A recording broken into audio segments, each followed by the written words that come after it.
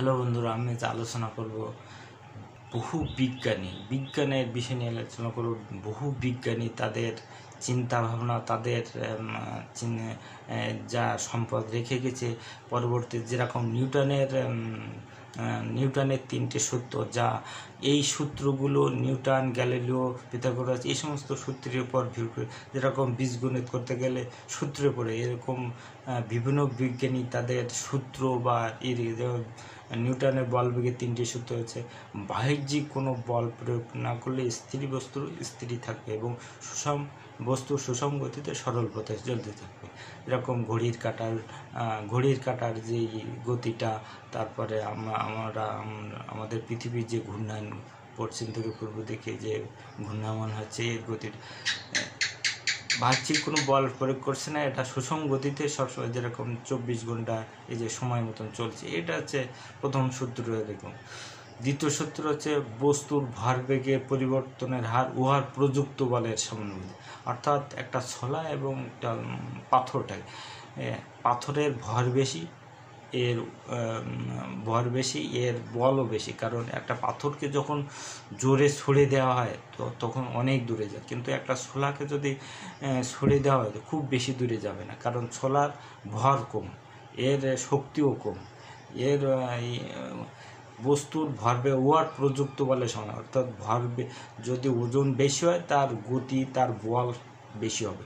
বস্তু যদি হালকা হয় তার বলবেগ কম হবে, বেশি দূরে যাবে না। যেরকম নিউটনের তৃতীয় সূত্র হচ্ছে প্রত্যেক ক্রিয়ারই একটা সমান বা বিপরীত প্রতিক্রিয়া আছে। যেরকম বন্দুকের গুলি, বন্দুক রাইফেল বা এয়ারগান বন্দুক যখন ছোড়ায় তখন সামনের দিকে যতটুকু যায় পিছনের দিকে ততটুকু ধাক্কা করে। অর্থাৎ সে কারণে কাঁধে এখানে করে, অর্থাৎ সামনে যতটুকু ধাক্কা যাবে পিছনের ততটুকু ধাক্কা দেবে। প্রত্যেক ক্রিয়া একটা সমান বা বিপরীত গতি, সামনে যতটুকু যাবে পিছনে ততটুকু ঠিক সে ধাক্কা দেয়। যে কারণে পাগড়ে যারা সেনাবাহিনী তারা পাগড়ে এইখানে বাধাই তারপর গুলি ছড়ে, কারণ পিছনে ধাক্কা দেয়। যেরকম নৌকা কুলে বাধা আছে, নৌকার থেকে যদি লাফ দেয় নৌকা পিছনে চড়ে যাবে, অর্থাৎ সামনের দিকে যতটুকু আসা হবে, যতটুকু আসে পিছনের দিকে ততটুকু ধাক্কা দেয়। যেরকম গ্যালিলিও পড়ন্ত বস্তু সূত্র, অর্থাৎ বিনা বাধায় যে কোনো বস্তু সমান সময়ে সমান পথ অতিক্রম। অর্থাৎ একটা ছোলা বা একটা তুলু বা একটা লোহাকে যদি একসাথে ছেড়ে দেওয়া হয়, তাহলে যদি এখানে কোনো বাধা না থাকে তো দুইটা জিনিস একসাথে পড়বে। কিন্তু এই যে বাতাসের কারণে তুলাটাকে মানে বাধার সৃষ্টি করে, যে কারণে তুলা পরে পাথরটা আগে পড়ে। যদি এখানে যদি কোনো বাধা না থাকে, বিনা বাধায় পড়ন্ত বস্তু সকল সময়ে সমান পথ অতিক্রম করে। অর্থাৎ তুলো এবং লোহাকে যদি এখানে কোনো বাতাস না থাকে বা না থাকে, তাহলে সমান সময়ে সমান পথ।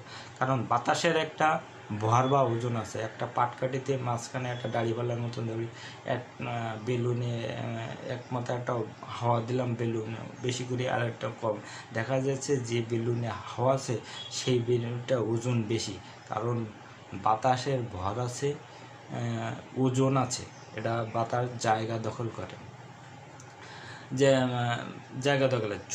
চুম্বকটাকে যদি ভাঙা হয়, যে টুকরো করে, তারা চুম্বকের ধর্ম আছে উত্তর দক্ষিণ, তারা দিক দুই মেরু তারা নির্দেশ করে চুম্বকের ধর্মটা।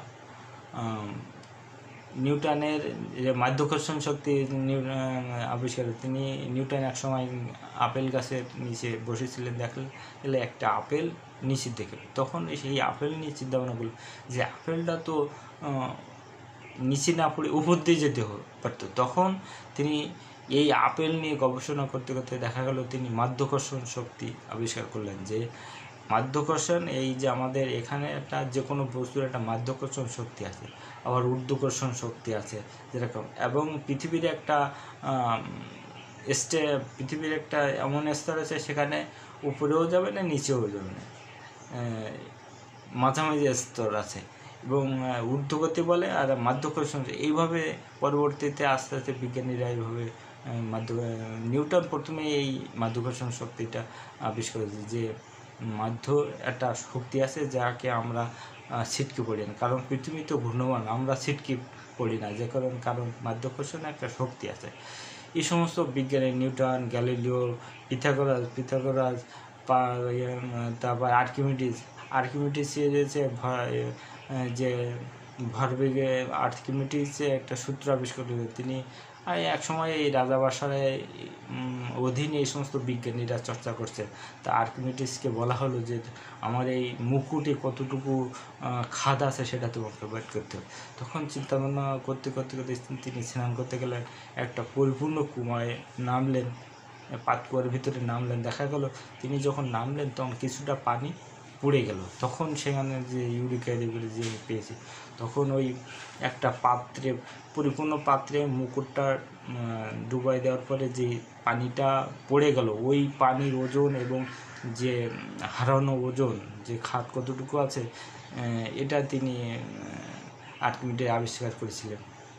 তারপর আতসী কাজ দিয়ে কি তিনি শত্রুদের ধ্বংস, মানে শত্রুদের জাহাজে আগুন লাগাতে সক্ষম হয়েছিল।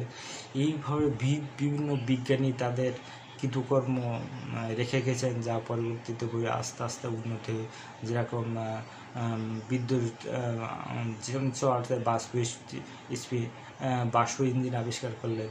পরবর্তীতে আস্তে আস্তে তখন ছিল একটা ইঞ্জিন, যখন ছিল তখন অনেক বড়, তারপর আস্তে আস্তে তার ডেভেলপ হয়েছে। যখন যেরকম যে প্রথমে রেডিও আবিষ্কার বা টেলিফোন, তারপর রেডিও আবিষ্কার, তারপরে যে চিন্তা ভাবনা করলেন যে এই যে কথা এবং ছবিও দেখা দূর দূরান্তে পাঠানো সম্ভব। তারপর বেয়ার্ড টেলিভিশন আবিষ্কার করলেন। তারপর আস্তে আস্তে উন্নতি, যেরকম ফ্যারাডে বিদ্যুৎ আবিষ্কার করলেন।